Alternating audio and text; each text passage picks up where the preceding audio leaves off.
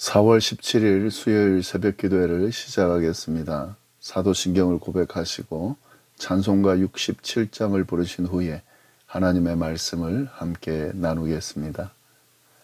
오늘 하나님께서 저희에게 주신 말씀은 열왕기상 7장 23절부터 51절까지의 말씀입니다.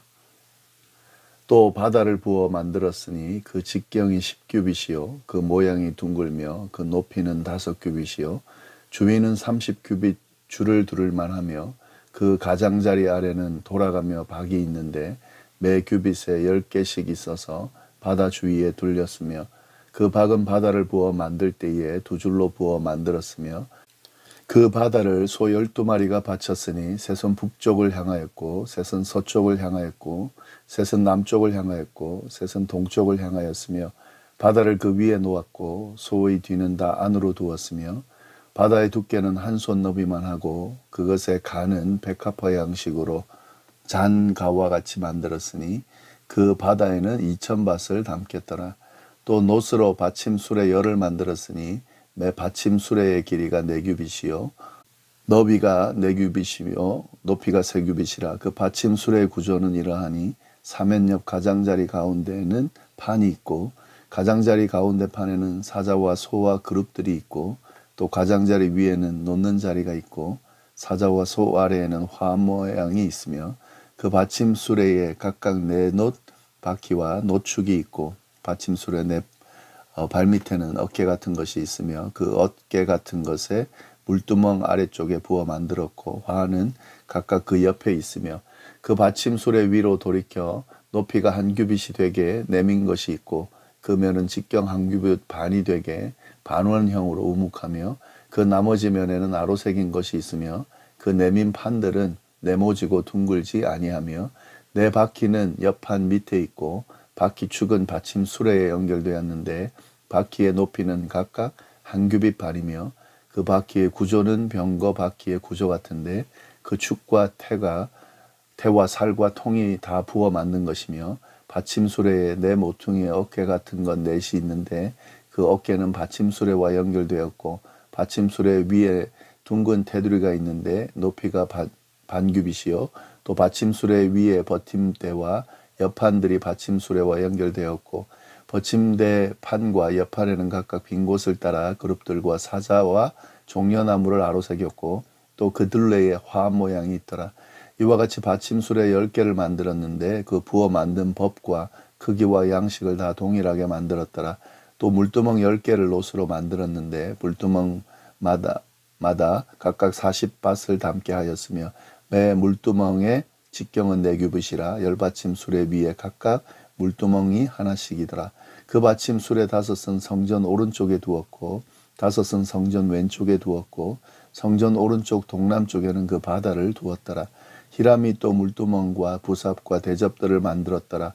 이와 같이 히람이 솔로몬 왕을 위하여 여호와의 전에 모든 일을 마쳤으니 곧 기둥들과 그 기둥 꼭대기에 공 같은 머리둘과 또 기둥 꼭대기에 공 같은 머리를 거리는 그물들과 또 그 그물들을 위하여 만든 바 매 그물에 2줄씩으로 기둥 위에 공 같은 2머리를 가리켜 한 석류 400개와 또 10개의 받침수레와 받침수레 위에 10개의 물두멍과 한 바다와 그 바다 아래에 소 12마리와 솥과 부삽과 대접들이라. 히람이 솔로몬 왕을 위하여 여호와의 성전에 이 모든 그릇을 빛난 놋으로 만드니라. 왕이 요단 평지에서 숫꽃과 사르난 사이에 차진 흙에 그것을 부어내었더라. 기구가 심히 많으므로 솔로몬이 다 달아보지 아니하고 두었으니 그 놋무게를 능히 측량할 수 없었더라. 솔로몬이 또 여호와의 성전의 모든 기구를 만들었으니 곧 금단과 진설병의 금상과 내소 앞에 좌우로 5둘 정금 등잔대며 또 금꽃과 등잔과 불집게며 또 정금 대접과 불집게와 주발과 숟가락과 불을 옮기는 그릇이며 또 내소 곧 지성소 문의 금돌 저기와 성전 곧 외소문의 금돌 저기더라. 솔로몬 왕이 여호와의 성전을 위하여 만드는 모든 일을 마친지라. 이에 솔로몬이 그의 아버지 다윗이 드린 물건 곧 은과 금과 기구들을 가져다가 여호와의 성전 곳간에 두었더라. 아멘. 네, 오늘 본문 말씀이 좀 긴데요. 저희가 다 읽었습니다. 이 솔로몬 성전을 건축하는 과정이 열왕기상 6장과 7장에 기록되어 있습니다. 그런데 중간에 솔로몬이 자신의 왕궁을 건축하는 과정이 들어가 있었습니다. 7장 1절부터 12절까지가 그 내용인데, 우리가 이 왕궁을 건축하는 과정을 중심으로요, 성전 건축 과정의 기록을 전반부와 후반부로 이렇게 나누어 볼 수가 좀 있겠습니다. 그러면서 이제 전반부 내용을 보면 솔로몬의 이 성전 건축 과정이 크게 문제는 없어 보이는데, 왕궁 건축하는 과정이 들어가고 후반부 내용을 보면 솔로몬의 이 부정적인 측면이 비치기 시작한다는 것을 우리가 볼 수가 있습니다. 왕궁을 지을 때에, 이 성전을 지을 때보다 더 오랜 기간 지었고 더 많은 재료를 사용하여 화려하게 지었다는 것을 비교하면서 솔로몬이 무엇을 더 중요하게 생각했는지를 은근히 드러내기 시작했고요. 또 애굽 바로의 딸인 이방인 여자를 아내로 맞아서 정략 결혼을 한 이 솔로몬이 그 아내를 위해서 왕궁을 지어줬다라는 걸 언급하면서 이 솔로몬의 부정적인 부분을 부각을 시켰습니다. 게다가 이 놋을 만드는 기술자를 두로에서 데리고 와서 성전을 만들었다라고 하는데, 이 하나님의 성전을 만드는 데에 이방인 혈통이 섞인 사람을 데리고 왔다라는 그 의미를 통해서 또 솔로몬의 그런 부정적인 모습이 지금 드러난 거죠. 좀 더 화려하게 잘 짓겠다라고 하는 이 솔로몬의 이 의도 자체는 큰 문제는 없지만, 결국 이 이방인 혈통이 섞여 있는 좀 더 기술자를 데려오겠다, 더 잘 만들겠다는 그 의도 때문에 결국에는 이방 성전과 유사한 양식의 성전을 건축하는 그런 것이 첨가되는 그런 부정적인 결과도 나타나게 됐다 하는 거죠. 솔로몬의 이런 부정적인 부분을 통해서 우리는 결론을 알고 있잖아요. 그가 결국엔 타락의 길로 가게 됐다는 건데, 이 열왕기 상의 기자는 이걸 통해 가지고 솔로몬이 조금씩 타락의 여지를 보였다는 것을 지금 드러내주고 있는 겁니다. 오늘 본문도 우리가 그런 부정적인 요소들이 있음을 생각하면서 좀 보면 좋겠는데요. 이 성전 내부에 들어갈 기물들을 만드는 과정이 오늘 쭉 기록이 되어 있는데, 이 중에 대부분은 놋 기술자인 히람이 만든 것들을 쭉 이야기하고 있습니다. 그러니까 이 앞본문에 히람이 야긴과 보아스라고 하는 기둥 2개를 만들었다라는 내용이 나왔는데요. 오늘은 다른 것들, 성전의 기물들을 만드는 것들을 기록하고 있습니다. 첫 번째 히람이 만든 것이 뭐냐면 바다입니다. 그러니까 놋으로 바다를 만들었다라고 하는데요. 이 바다는 뭘 의미하는 걸까요? 말 그대로 바다입니다. 이 바다라는 의미입니다. 그러니까 바다를 만들었다는 말이 맞습니다. 그게 무슨 이제 어떤 의미냐면, 이 바다라고 하는 것은 많은 물을 담는 거대한 통이라고 생각하면 되는데, 그만큼 이 바다에 담긴 통 안에 담긴 물이 많았다는 거죠. 어느 정도 거대한지 23절을 보면 나타나는데요. 또 바다를 부어 만들었으니 그 직경이 10규빗이요 그 모양이 둥글며 그 높이는 5규빗이요 주위는 30규빗의 줄을 두를 만했다. 이 요즘 치수로 하면은 직경이 4.5m고 깊이는 2.3m 되는 정도의 큰 통입니다. 이 정도 크기면은요, 약 44,000리터의 물을 담을 수 있다고 하는데, 진짜 엄청난 물을 담는 그런 통인 거죠. 말 그대로 정말 바다 같은 그런 통인 거죠. 그거를 만들었다는 거죠. 그리고 이 바다는 12마리의 소 형상이 받치고 있었다고 하는 거죠. 3마리씩 모서리를 받치고 있었는데 동서남북으로 향해서 머리가 향해져 있고, 이걸 이제 받치고 있는 거죠. 그리고 이 바다라고 하는 것은 백합화 모양으로 장식을 했다는 겁니다. 어떤 용도로 쓰여지려고 만들었는가? 이 제사장들이 제사를 드리고 난 후나 그 전에 정결하게 하기 위해서 씻을 물을 담아 놓는 것으로 사용되었다는 거죠. 이러한 바다를 히람이 만들었다는 겁니다. 또 히람이 주도하는 것 하에 만든 게 뭐냐? 그 다음에 쭉 이어지는데, 놋받침 수레였습니다. 27절 말씀을 보시면은 또 놋으로 받침 수레 열을 만들었는데, 매 받침 수레의 길이가 4규빗이요 너비가 4규빗이요 높이가 3규빗이다. 예. 그러니까 높받침 수레 10개를 만들었는데 이것도 보면은요, 규모가 적지가 않습니다. 지금 그 규모를 이야기하면 이 각 변이 1.8m 정도 되는 사각 모양인데 높이도 1.35m 정도 되는 그런 높이의 높받침 수레를 만들었습니다.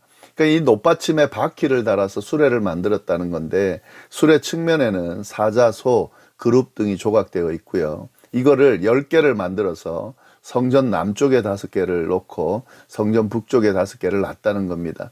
그러면 이 높받침 수레들은 도대체 뭘 하기 위해서 만든 거냐 하는 거죠. 이 높받침 수레에 뭐가 담겨 있냐면 물두멍이 담겨 있습니다. 38절 말씀을 보시면은요, 또 물두멍 10개를 놋으로 만들었는데 물두멍마다 각각 40밭을 담게 하였으며 매 물두멍의 직경은 4규빗이라 열받침 수레 위에 각각 물두멍이 하나씩 놓여져 있었다. 예.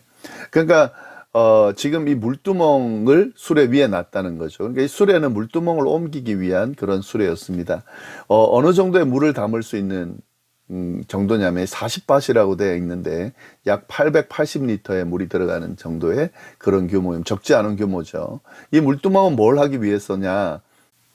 이 제사를 지낼 때, 특히 번제를 지낼 때 번제물을 싣기 위한 그 용도로 쓰여졌다고 합니다. 그래서 이 번제 제사 지낼 때에 이 뭐 제사를 지낼 때 그 번제물을 싣기 위해서 막 거기다가 다 데리고 올 수가 없으니까 그때그때 필요한 곳으로 이렇게 이동하기 위해서, 예, 수레 위에다가 올려놓은 거죠. 이렇게 높받침 수레와 물두멍을 또 만들었고요. 그리고 뭐 다른 성전 기물들, 뭐 부삽이라든지 대접이라든지 이런 성전을 위한 기물들을 이 히람이 청동으로 된 것을 만들었다 하는 거죠. 이 어떤 걸 만들었는지 40절부터 45절까지를 보면 정리가 잘 되어 있습니다. 히람이 만든 것인데요. 40절, 히람이 또 물두멍과 부삽과 대접들을 만들었더라. 이와 같이 히람이 솔로몬 왕을 위하여 여호와의 전에 모든 일을 마쳤으니 곧 기둥 둘과 그 기둥 꼭대기 공 같은 머리 둘과 또 기둥 꼭대기 공 같은 머리 둘을 가리는 그물 둘과 또 그 그물을 위하여 만든 바 매 그물에 2줄씩으로 기둥 위에 공 같은 2머리를 가지게 한 석류 400개와 또 10개의 받침 수레와 받침 수레 위에 10개의 물두멍과 한 바다와 그 바다 아래 소 12마리와 솥과 부삽과 대접들이라. 히람이 솔로몬 왕을 위하여 여호와의 성전에 이 모든 그릇을 빛난 놋으로 만들었더라. 그러니까 히람이 이렇게 해서 이 성전에 들어갈 놋으로 된 기물들을 만들었다 하는 거죠. 그런데 이제 이런 것들을 만들기 위해서 들어간 그 규모가 어느 정도냐, 청동의 규모가 어느 정도냐, 47절에 이렇게 표현되어 있습니다. 기구가 심히 많으므로 솔로몬이 다 달아보지 아니하고 두었으니 그 놋 무게를 능히 측량할 수 없었더라. 그러니까 지금 이 성전 기물로 놋으로 된 것으로 만든 걸로 하면 그걸 만들기 위해서 들어간 청동의 양이 너무 많아서 셀 수가 없을 정도로 많았다는 거죠. 엄청난 양이 들어갔다라고 하는 겁니다. 예, 그리고 솔로몬은 이 청동으로 된 성전 기물 외에도 다른 것들을 쭉 만들었는데 48절부터 50절까지의 내용을 보면은요, 솔로몬이 또 여호와의 성전의 모든 기구를 만들었으니 곧 금단과 진설병과 금상과 내소 앞에 좌우로 5씩 둘 정금 등잔대며 또 금꽃과 등잔과 불집게며 또 정금 대접과 불집게와 주발과 숟가락과 불을 옮기는 그릇이며 또 내소 곧 지성소문의 금돌 저기와 성전 곧 외소문의 금돌 저기더라. 예. 그러니까 이제 결국에는 이런 것들까지 만들면서 솔로몬은 이 성전 안과 밖의 건축 모든 것을 마무리하게 됩니다. 이렇게 이제 우리가 쭉 보면은 솔로몬이 성전 건축하는 과정을 좀 자세하게 설명이 되어 있는데 솔로몬이 이런 아주 중요한 과정을 잘 완수했다는 것을 지금 이야기하고 있는 겁니다.